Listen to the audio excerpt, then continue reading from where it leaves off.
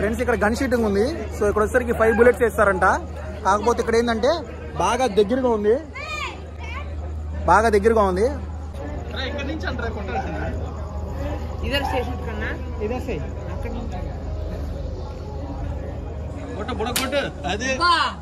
తగిలిందా? 5 బెలూన్స్ బాగా కొడితే గిఫ్ట్ ఇస్తారంట్రా.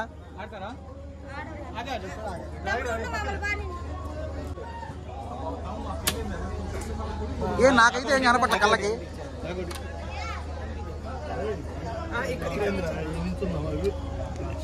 నువ్వు కనపడద్దంట నా వీడియోలో అది ఆడ నిల్చుంటే.